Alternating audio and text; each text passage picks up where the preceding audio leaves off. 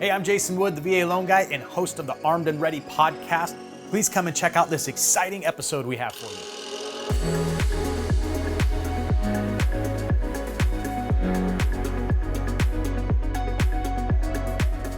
Today we have Marine veteran and local San Diego realtor Randall Parks with us today, going to share with us his experience serving in Afghanistan and even some of his effort in helping extract some people and get them out after the fall. So Randall, thanks for being with us, man. Jason, thanks for having me, man. Appreciate it. So tell us a little bit about you, right? So you just retired from active duty service. So tell us, how did you decide to join the military? What was the pull? What was the draw for that? I grew up in Riverside here in California. I played sports throughout high school, and I didn't really want to go to college. After graduating high school, and I just wanted to just do something and serve my country, and just travel. All the things that most people join for. I knew that there wasn't really much for me in this little small town that I grew up in. Not a lot of opportunities. So I just wanted to take advantage of the opportunities that the military would provide. I joined in July of 2001. So I was in recruit training during 9/11, which is really gnarly experience. Tense time. Yeah. Yeah. So, when I joined to get on ship and go from port to port and see all these different countries. And on September 11th, 2001, that all changed. Right. Yeah, you're going to the desert. Yeah, I'm going to the desert. So you joined during that time. I got to imagine all the training, basic and your MOS school and all that stuff, just the tension, the intensity of all that had to have been a little bit more than a couple years prior, right? I can only imagine, having the DIs and, all your different instructors and stuff are probably pretty intense with the way the training went. So I'm sure you guys felt that the whole way through, right?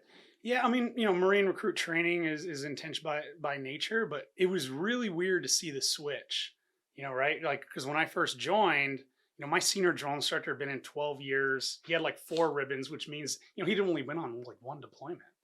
Because prior to, September 11th, there was really not a lot going on for the military. Right. And then as soon as that happened, everything kind of changed. The way people looked at everything. We were on the shooting circles up on Pendleton learning marksmanship when September 11th happened. So it became real quick. Wow. And then just seeing transporting back from Pendleton back down to San Diego and just seeing all the overpasses just littered with patriotism and kind of the country coming together. Of course, there's all the rumors flying around that, School of Infantry was going to get cut short and we were going to go directly over to Afghanistan. It never happened. And in fact, I didn't deploy until 2005, my first deployment. Oh, no kidding. So yeah, I thought I was going to go right away. And then I didn't even go to Afghanistan in 2005. I went to Iraq. So I went to Iraq with 1st Recon Battalion. By then the Battle of Fallujah had already happened. So really there wasn't a lot going on, just kind of us just driving around and getting hit with IEDs and sniper fire. So just a walk in the park, right? yeah, something like that. Yeah. I was the personal security for the battalion commander and sergeant major. So we were just kind of driving around the AO. Which was probably the worst thing that we probably could be doing at that time. Just constantly on the road, day, night, didn't matter. Wow. So yeah. And then, here I am, 20 years later. It's been a wild ride. I've thoroughly enjoyed it. I took advantage of the opportunities that kind of came my way throughout the time. It was a great time to be in because, wartime Marine Corps is just a good time to be in the Marine Corps. Yeah, absolutely. And there's so many cool benefits, which we can touch on a little bit, but your GI Bill, your VA loan, all that stuff. And even beyond that, so many nonprofits and things that you can plug into. But that aside, with Afghanistan being, this hot topic right now, you were deployed to Afghanistan, right? Yeah. I did 2 deployments to Afghanistan. The first one was in 2007. Went out with Marine Special Operations Company Bravo.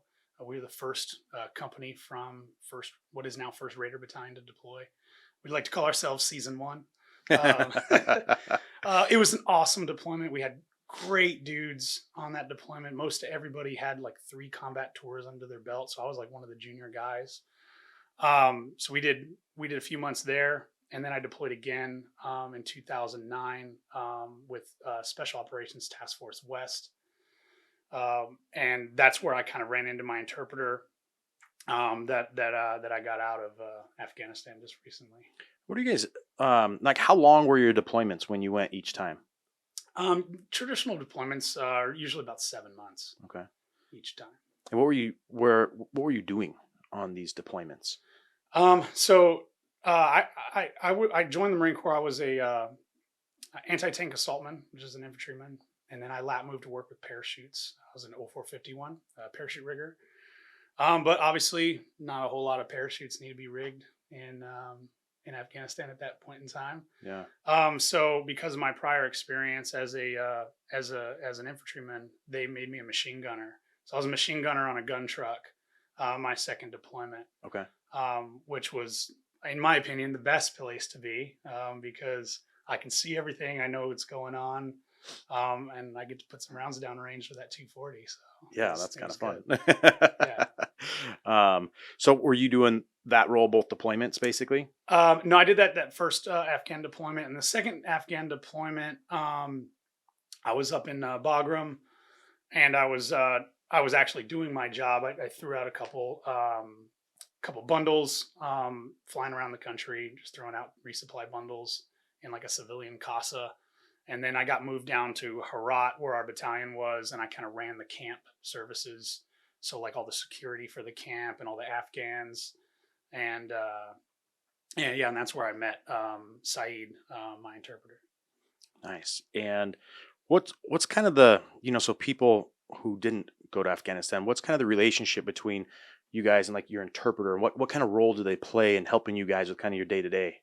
Yeah, so your interpreter, you get real close with that guy because he's your means of communication with the other Afghans, whether it be the Afghan security guards, the ANA that are on the base, or the workers that are on the base. Using that guy to get the things that you need to get done. So you get to know that person. You get to know about their family. You get to know about like where they're from and their life experiences, which was really cool. And I think I can speak for most like Afghan vets that most of us absolutely love the Afghan people. Like they're just great people.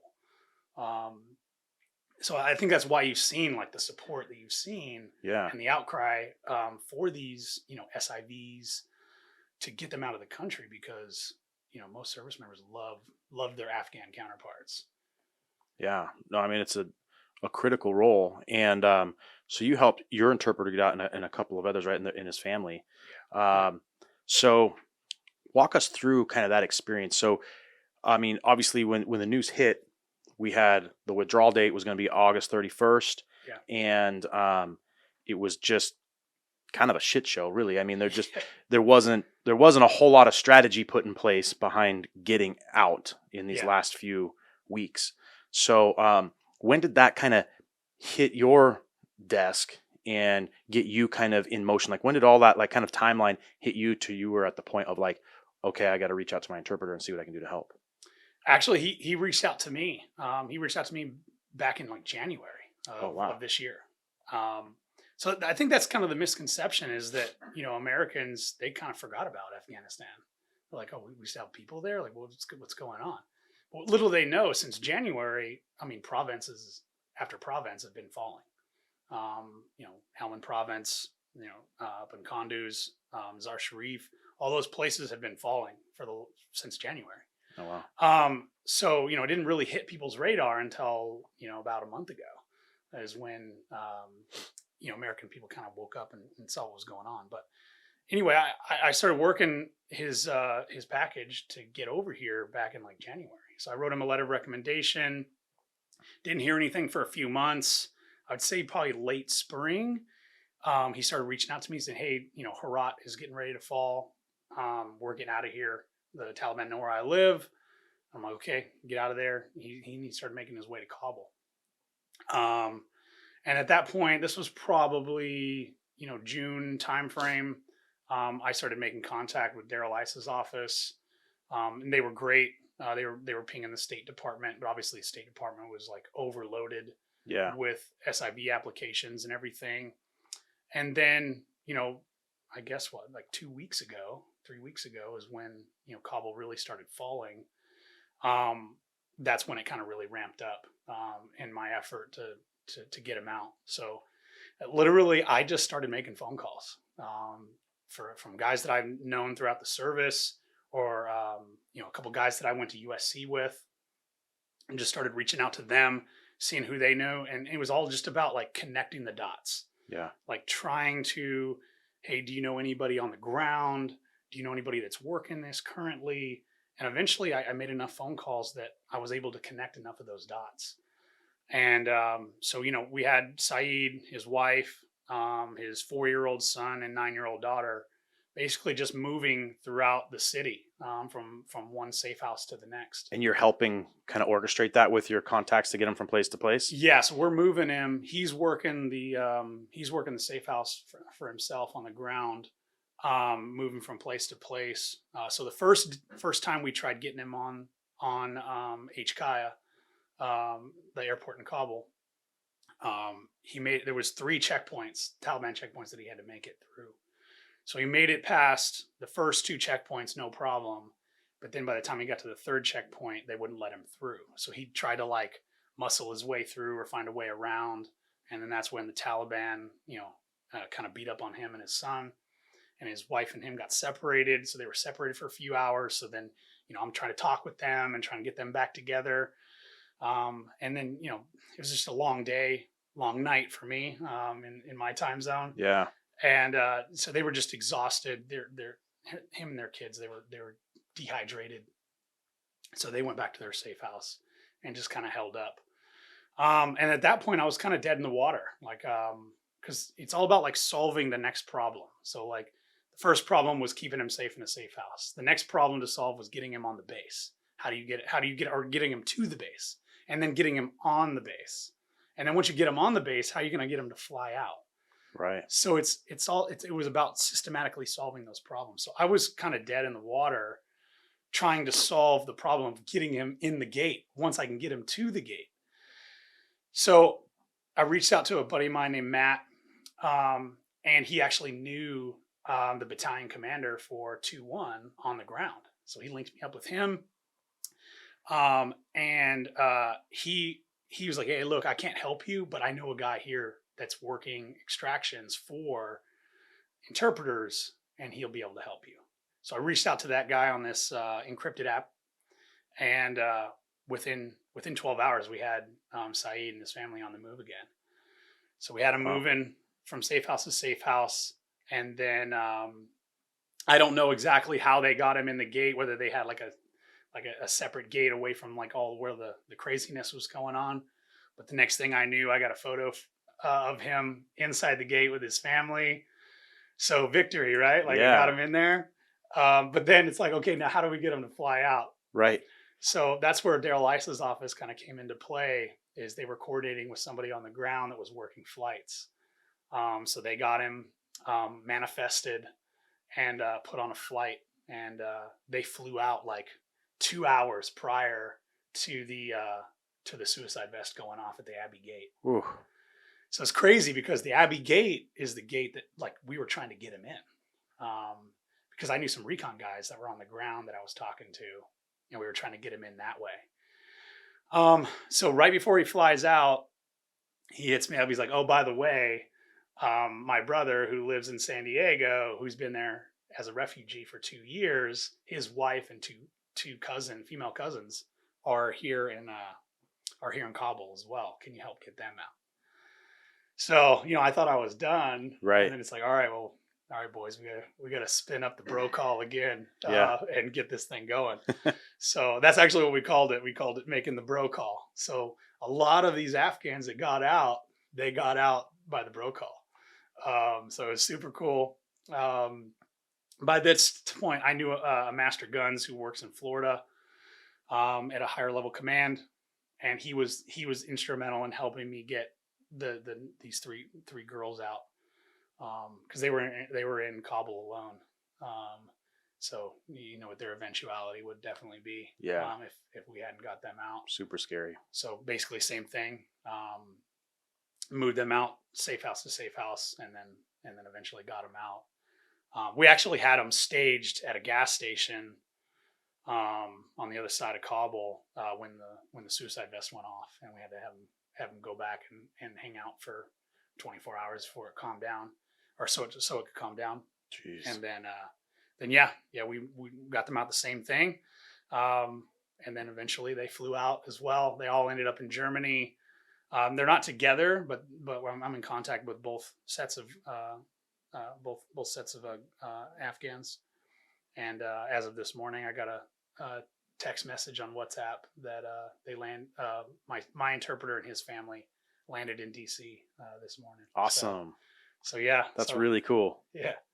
Oh, So that's the story. I'm sure there's others. There's many others like it. Mine was just a small piece, but yeah, it was awesome. It was a great feeling to know that me and my team of guys made the bro call and saved seven people. Yeah, and what's really like inspiring about that is, a lot of you guys are out. Like, I mean, you're veterans now, right? Yeah. So you're not there. You don't have like the rank to pull anymore. You don't have security clearances you're able to like leverage. It's Well, literally. actually, I'm still on terminal leave. Oh, okay. Until Well, the 30th. So you have a little bit, but yeah, I mean, you're not. When you're, and this, like when you're working in the government, or the military, if you don't have like the instruction or the order to be doing this stuff, there's no support for it. Like, Yeah. you're on your own. Yeah, and some of the guys I was working with, I don't want to put their names out there, but they were told to kind of stand down, and they were like, "No, we're not. Like, these people helped us. We're gonna do the right thing here, regardless if we have approval or not." So yeah, again, the bro call saved the day. That's pretty cool. But yeah, I actually did have to pull my rank a little bit as a first sergeant, because once I got my interpreter in the gate, he hit me up and he's like, "Hey, there's this Marine. He's trying to escort us off the base. Can you talk to him?" So I couldn't communicate with him over voice, over like Facebook Messenger voice, because the service was really bad over there. So we ended up trading a couple of voice messages, and he's like, "Who is this?" And I was like, "Hey man, my name's First Sergeant Parks. I'm on terminal leave. Like, this was my interpreter. I'm trying to get him off on a flight and get him out of there. Can you please help me out?" And we've been moving mountains to get this dude out of there. And he comes back and he's like, "Hey, roger that, First Sergeant. This is Lance Corporal so-and-so. There you go. I'll make sure he gets on a flight." I'm like, "Oh, dude, thanks." That's awesome. So yeah, pretty funny. Oh, that's cool. Criminal Lance Corporal got it done. Yeah. Oh, good for you, man. Hey, if you got to pull rank, pull rank. I mean, especially when you're doing that kind of thing. Yeah. For reference, I think geographically, in Afghanistan, right? All the news is focusing on is the airport in Kabul, right? Yeah. But not everyone is hanging out in Kabul, right? There's all these provinces and there's other areas in the country where these interpreters and our people that helped us, where they are. So it's not like, it's not like a 3-minute walk and hey, we're at the airport. So give us kind of an idea of like where your interpreter had to travel from in order to get to Kabul, and like what does that look like? What's happening at like these Taliban checkpoints? What's going on there? Yeah. So he came from Herat up to Kabul. I don't know exactly how far it is. I know it's like on the complete opposite side of the country. And for most people to know, Afghanistan is fairly large, and its geography is pretty gnarly. A lot of low desert, high desert, mountainous terrain, Hindu Kush mountains. So I'm assuming, I don't know their journey. I haven't heard that side of the story yet, but I'm sure their journey was pretty rigorous. Yeah. But he did tell me, like, when they were getting into Kabul, they were trying to go through a checkpoint, Taliban checkpoint, and they were like 5 cars deep into this checkpoint, and they actually pulled a guy out that was in the first vehicle, and they shot him. So like, that's what people are dealing with. Dang. I don't know why they shot him. I don't know what the exact situation was, but that's the reality, like on the ground So I over mean, there. each checkpoint is a life or death situation Yeah, absolutely. 'Cause for everyone. you don't know, like, who are those people that are at that checkpoint? Are they really Taliban? Like, what suit are they wearing on that given day? Yeah. Um, so yeah, so I'm excited to hear like what his journey was getting to Kabul when he gets here, hopefully to San Diego here in the next couple weeks. Yeah. No, it'd be really interesting to know what it's like because that part of the whole script hasn't been told yet, right? Yeah, And for so many of these people, they're traveling from far, and who knows what they had to go through, right? I mean, yeah, beyond just the checkpoints, I'm sure there was other obstacles, right? Taliban or not, yeah, that were challenging and probably life or death situations. Not to yeah. mention, it's freaking hot there. Oh, dude, it's super hot. I And mean, not just that, but like think about like they left all of their possessions. Like they just rolled out of their house like with just their backpack, like and the clothes that are on their back. That's it.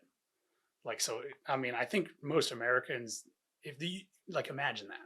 Imagine going home today and just saying like, "Hey, we got to leave." And all your stuff, all your pets, all your everything, you're just leaving it there and you're rolling out with a backpack. Like that's the scary. reality. Yeah, yeah. I don't know that there's an American that could really fathom having to do that, Yeah. right? And what that would be like. And this is the reality for these people. Yeah. Um, so tell us a little bit. I know you had some interaction with, Congressman Ice's office, and then I think a little bit with Congressman Crenshaw's office. How were they as far as like communicating with you and support and stuff like that? Because, there's, in the media, there's such this divide when it comes to the politicians, right? And you've Yeah. got, just us versus them all the time. Yeah. And, it's kind of hard to know what's really happening in their offices. And when you have kind of a crisis like this, what was it like for you guys interacting with them? Honestly, it was awesome. I didn't interact with Dan Crenshaw's office. My buddy did, but they were more than helpful, and they were instrumental in helping us accomplish the things that we were trying to do. This girl that I talked with in Daryl Ice's office was awesome. She was in constant communication with me. Anytime I called her, she answered the phone. She was very sympathetic to what we were doing. And at the end of the day, they can only go so far. Right. Like they're the middleman between me and the State Department, and my interpreter in the State Department. And obviously, the State Department's overwhelmed with thousands and thousands of applications. I mean, obviously, my interpreter's brother and him submitted at the same time, and he's been here for 2 years in San Diego. Jeez. So I can only imagine the volume that they've had to deal with. But yeah, their office was great. I never talked with the congressman directly, but my buddy who was kind of helping me get guys out, he talked to Dan Crenshaw directly, and obviously he served in Afghanistan, and Yeah. so it means something to us to still help those people, because like I said in the beginning, like there's a special place in most veterans' hearts for the Afghans. Yeah. So, so yeah, it was a great experience. I'm really glad that I got to do it right here at the end while I'm on terminal. Probably one of the best things I've ever done throughout my career. I'm really grateful to have had the opportunity to work with the phenomenal, service members that helped me out, and we did it. So it was awesome. That's really, really cool. Well, kudos to you, man. Thank you so much for your service and your sacrifice in helping these people get out. That's really noble. Yeah, thank you. Yeah. So, as we kind of analyze this and play Monday morning quarterback with this whole Afghanistan thing, it seems that, I know that, kind of at the Joint Chiefs level, there's kind of a lot of politics involved at that level of the military. And, what we hear on TV, how much of that is really, valid and stuff like that, as far as was there a plan? Was this the plan? Were other plans suggested? What's kind of your feeling having been there and worked in commands in that environment and kind of seeing the way that it happened? I don't know, what's kind of your processing of all that? Yeah, I think I can speak for most vets fairly upset with the way like it kind of turned out, and I don't agree with the way they did it. But at the end of the day, like these generals and stuff, like I hear a lot of people calling for their resignation and all this stuff. Like they're doing their job. Like you cannot tell me that these 4 stars went in there and advised the president the way that it turned out. I'm sure they advised differently. But what people don't realize is that we work for elected officials, and at that level, they work for the president. And when they go in, they may disagree, but when they walk out of that office, they have to be on the same page, and that's the way it works. And if that's not the way it's going to be for you, then you need to retire. And unfortunately, that's how it is. Yeah. Well, it's no different than you having to go into like the company commander's office Yeah. and you guys are disagreeing on the way something needs to be handled. Yep. But you walk out of there, if the commander said, nope, it's this way. That's the way it is. That's the way it works, So I try and stay away from all the politics of it. Obviously, it's an emotional thing for a lot of guys to see it end the way it did. Yeah. And obviously, I think most vets can agree that it was time to get out of there. Like we needed to get out of there. Well, we could have done it a lot better, and we're better than that. Yeah. But this is the way it happened, and hopefully, we can do some. I know the Marine Corps is going to do some after actions and really look at what we did wrong, what we could have done better. Obviously, some service members lost their lives, and that's really unfortunate. And I don't think it had to happen that way. I think we could have done it a lot better. And I think, throughout military history, when you don't let the military guys plan a military operation and let them do it, this is usually what happens. Yeah, and history's shown that. So yeah, it's unfortunate. What do you think this does for like the stability in that region? I mean, obviously, there's probably going to be some time while the Taliban tries to get their arms around controlling that country, but at some point, they're going to have some foundational sense there. Yeah. And then, how do you think that impacts the rest of the Middle East? I mean, there's a lot of aggressive, I guess, is a way to put it. A lot of other aggressive countries there, supporters of terrorists and things of that nature. So how do you think this kind of plays into kind of the future of that region? I mean, we kind of saw what it was prior to 9/11, what it kind of turned into. Honestly, I don't know. I don't really necessarily want to comment on like what's going to happen there in Afghanistan because I just don't know. All I can say is, we saw what it was before, and there's a pretty good chance it's going to go that route. I know, like the Taliban, they don't necessarily get along with ISIS-K. ISIS-K doesn't get along with the Taliban because they're not extreme enough. So that's going to cause some problems. But obviously, there's going to, anytime there's blood in the water, man, there's going to be sharks. So it's going to be it's going to be interesting to see how it kind of unfolds over the next few months and few years. But on the other hand, like we've got to start focusing elsewhere. Like we got to start focusing on that next fight, and that next fight's going to be a near peer adversary, somebody who has night vision capability, someone who has artillery and fixed wing aircraft. Like that's not a fight that I had to deal with. Right. Someone like China. That's going to be a massive problem here in the next future, or in the near future. I believe. Yeah. So we got to start focusing on them. Like the next service member isn't going to be fighting some guy and placing an IED on some dirt road. That's a farmer in his full-time job. Like the next or the future service member is going to be fighting a guy that wears a uniform and a guy that has night vision and knows how to use all those capabilities.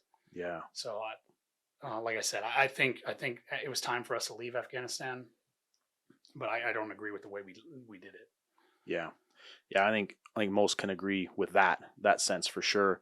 And I agree with, your thoughts on kind of the next conflict. Yeah. I think that there's some undertones with all of this and China and how they're kind of playing into it today. Yeah.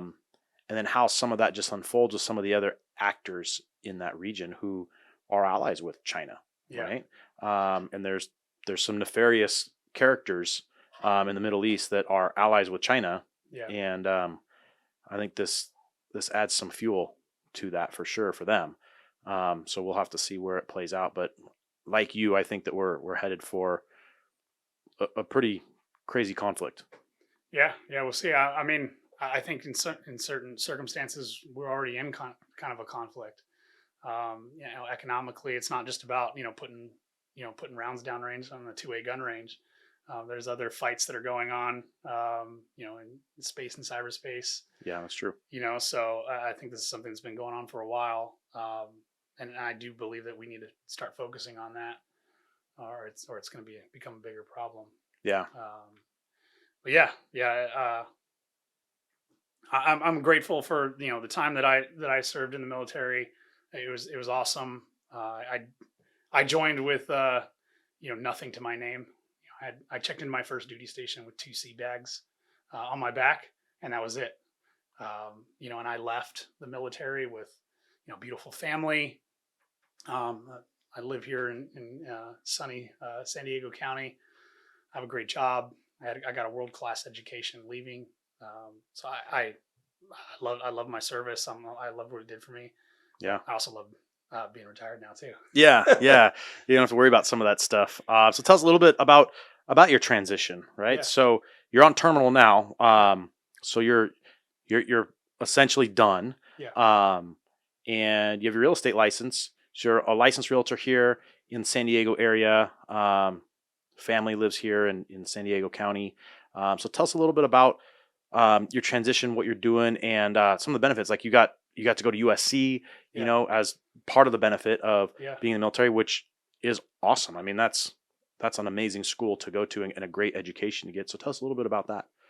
Yeah, so I really started focusing on my transition probably about my 15-year mark. Okay. I mean, I was already taking college classes before that, but really once I crossed that 15-year threshold, I really started thinking about like, hey, do I want to get out at 20? Do I want to make this a career, like a full career, and go to 30? All of that. And I think most guys and gals go through that emotional roller coaster between their 15 and 20-year mark. Like, oh yeah, I'm going to stay in for 30. And then I am not serving a day over 20. So really I started just back planning from 20. Like if I need to get out at 20, like what are the things that I need to do to prepare myself to get out at the 20-year mark? And I had like an interaction with my battalion sergeant major around my 17-year mark that really impacted me. So I go into his office, and he's like distraught about something. And of course, I'm a company first sergeant, so I'm thinking, what did I do? Right. What did one of my guys do?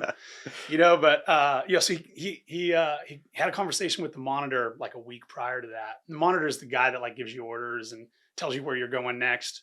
So he'd been in California for like 2 years from Okinawa, and he calls him up 8 months out from his 3-year mark, and he's like, hey, just seeing what's going on. Like, what do you got for me? Do you have anything in Miramar, Pendleton area? I want to stay here, blah, blah, blah. Monitor's like, no, I don't have anything for you right now. Give me a call in like a month and we'll work something out. He's like, okay, no problem. So a week later, he gets notification that orders populate for him to go to Camp Lejeune. So of course he's like freaked out. Wow. And I'm like, okay, well, Sergeant Major, if you don't want to take the orders, just get out. And he's like, well, I can't do that. I'm like, well, why not? He's like, well, I just can't. Like, what am I going to do? I don't have anything to fall back on. I'm like, well, what do you mean? Like, you don't have school? Like, you're at 22 years. Like, you haven't finished your education yet? And he looks at me like with this like look of disdain. He's like, who's had time for that? So I look down. I got like my ribbons and stuff on. I'm like, well, it's weird, Sergeant Major, because I've had time. He's like, man, get out of here. So I'm like, dude, just call the monitor back and tell him, no, you're not doing it. Just get out. And he couldn't do it because he wasn't prepared. Yeah. So he's at 22 years. And the way it works when you go past 20 is if you deny orders, the date of those orders is now your effective retirement date. So Oh, those orders were for 4 months out. So if he would have denied orders, he would have had to retire in 4 months, and he was not ready. 4 months isn't enough time to prepare for a life-changing event. Yeah, yeah. I mean, his kids were in high school. He owned a house up in Temecula. His wife had a good job. But I think what guys don't realize is there's so many like benefits that are on the other side of the fence that you can take advantage of to get there. Like your GI Bill, like you get SoCal BAH as a sergeant. Like Sergeant SoCal BAH is like $3,000 a month. Yeah. Like you can go to school and you'll be fine. Yeah, it's not chump change. No. So that was really like pivotal for me in my mindset to get out and prepare to get out. And I wasn't sure if I wanted to get out just yet, but I wanted to be prepared so that when the time came for me to make that decision, I could execute in 4 months. So I finished my undergrad in business management, and then I was like, dude, I'm done with school. Like I'm burnt out. Like I'm tired of it. 10 years of going to school. Well, and you're working full time on top of that. I'm working full time Yeah. on top of that. I'm like, dude, I'm done. And then 2 weeks go by and I'm like bored out of my mind. So I started looking into master's programs, and I landed at the Masters in Business for Veterans program. It's the only veterans program for your master's at a top university in the country. And USC Marshall, the Marshall School of Business, runs it. And it's a phenomenal program. So I discovered that. I applied. Let me back up. I went to an informational session in November of 19, and I went in, and the director came out, and the first thing he said was, "Hey, before I introduce myself and tell you about this program, I'm going to tell you what it's not. It's not a place where you can just come here and rest on your past accomplishments. Like if you want to use your military experience to springboard you into the future, then this is the place for you. But if you just want to come here and rest on your past accomplishments and just think that this diploma from USC is going to carry you into the future, then you're in the wrong place." I was like, I don't need to hear anything else. Sold. I'm good. Sign me up. So I applied, and I got in, and I got my acceptance letter in January of 20, and then I started in July of 20, and it was an 11-month program. So in November of 20, I got selected for Sergeant Major, and wouldn't you know it, the same thing that happened to my Sergeant Major a couple years prior happened to me. I had my conversation with him. He wanted me to go to a unit that I just didn't want to go to. And basically I just told him like, "Hey dude, like, that's not where I want to go." And he's like, "Well, it's needs of the Marine Corps, and you're a new selected Sergeant Major. You're going to go where we tell you to go." I'm like, "Well, that's not going to work for me." And so obviously that didn't go over very well for him. And he told me, he's like, what makes you think that you have this kind of leverage that you can just choose where you want to go? I'm like, "Well, I've been preparing to get out. I've been preparing for this conversation for the last 5 years. So I'm ready to get out." And he's like, "All right, well, if you're not going to execute the orders that I want you to do, then you can retire at your 20-year mark." I'm like, "Okay, don't threaten me with a good time." Right. And then that was pretty much it. Wow. So I was already working in real estate at that point. I'd been doing it for about a year at that point. So I had some place to land on, getting out. I absolutely love being a real estate agent. I still wake up every morning and I have like a purpose, like just like from being in the military, I get to help people get into their next home. And as of a few months ago, my wife got her license. So now we're like the husband and wife team. That's cool. Which is awesome. Yeah. So it's just great. The flexibility is awesome. It's very entrepreneurial. Like I don't have a boss. Like I get up. No one tells me what to do. I know what needs to be done, and I just go do it. And then, looking at my business through the lens of somebody who went through business school is just a whole different experience, and it's just awesome. So I highly recommend it. Maybe not necessarily real estate. It's not for everybody, but something entrepreneurial for veterans. I think veterans are vastly suited well for entrepreneurship. Yeah. Just like doing what you do. Yeah. No, I couldn't agree with you more. I think, I've recently just started hearing about that master's program that you went through. And it sounds really, really awesome. And I know just from the light exploration I've done personally for master's degrees and stuff like that, USC is definitely a great alma mater to be part of for the networking purposes and things like that. And, it's actually a fairly tight knit group. But I think, moreover, to your point, like, when you're an entrepreneur, you have no boss, you have no one telling you what time to get up, what things you have to do that day. But I think having that background and that education on the business side of it, right? And being able to understand, okay, like, yeah, I don't have to be there at a certain time. I don't have to do these things if I don't want to.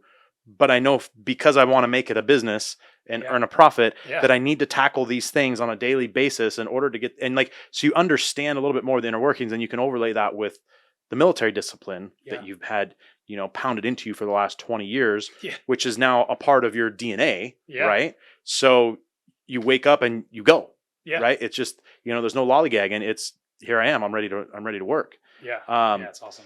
So I love that because, I talk to so many people who, have ideas of maybe getting into real estate, who don't have the same background, and just think that it's going to be this walk in the park. I'm going to make $1 gazillion and I'm going to be on Bravo TV or something, and have a show. and it couldn't be further from the truth, right? I mean, it's a lot of discipline. It's hard work. And you don't have a schedule, but you don't necessarily have time off either, right? Yeah, it's tough. It's tough because, you say you find the home, right, for your client, and you look at the wife and she's got that twinkle in her eye, and you're like, dude, I've got to make this happen. Like, I've got to figure this out. So I think, having been in the military and everything, I have experience in solving complex problems. Every transaction is different, which is what I love about it. Mm-hmm. But it really prepares you well to solve all those problems. And then to get back to the USC thing, like, being able to reach out to those guys, like, and gals that I went to school with, like, every day I have a conversation with somebody that I went to school with, and it changes my perspective and helps enhance my business. So you just have like this network just on tap to help you solve some of those problems that you encounter every day. Yeah. And same with the military, like, I reach out to military guys all the time for advice and mentorship. And so I still have those connections, which is just great. So your network truly is your net worth. Yeah. It's as cliche as that sounds. It holds a lot of weight. And I think, well, one of the great things and, like, lessons that you learned from military was that conversation your sergeant major had, way back, when you're around your 15-year mark. Right. And that was kind of like an aha moment for you. And I think there's things like that happen in our lives, especially in the military, that we just need to have, be listening and watching for, and be ready to receive that stuff. Because what if you had just ignored that? You know what I mean? I wouldn't have been prepared. Right. And I'd be at that unit right now that I don't want to be at. Exactly. I'd be miserable. Totally. Yeah. You're right, dude. It's all about, like, taking advantage of opportunities. And this isn't organic to the military or entrepreneurs or whatever. It's organic to everybody. Like, every single day, an opportunity is going to fall in your lap, and and it just depends on whether you're going to execute on that opportunity or not. And that's honestly, that's all I have done since I graduated high school. I just took advantage of opportunities. My master sergeant walks in and says, "Hey, this guy can't go on deployment to Afghanistan. Do you want to go?" Yeah, absolutely. Where do I sign? Let's do this. Hey, you got back from Afghanistan. Here, you want to go to free fall jump master? Yeah, it sounds awesome. Let me hurl myself out of an aircraft at 120 miles an hour with 120 pounds of gear on me. Yeah, let's do this. Hey, do you want $6,500 in tuition assistance, to go to school and knock out 6 classes a year? Yeah, let's do it. So it's all about just taking advantage of opportunities. Right. Yeah, absolutely right. Well, dude, I love hearing your story and, what you've done, to help your interpreter and their family get out of Afghanistan. You're just, a model citizen and a hell of a Marine and a veteran. So, I thank you. and appreciate you carving out some time for us today to be on the podcast. And, we look forward to maybe having you on the show again. Yeah, dude. Thank you so much for having me, and I'm humbled by your kind words.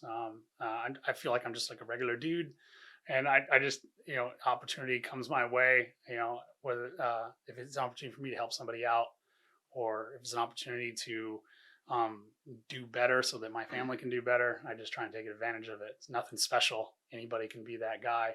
You just got to be that guy. So that's right. Thank you, Jason. Thank you so much for Thanks. checking out today's episode. If you have any questions about the guests on the show, please reach out to me at valoanguy.us.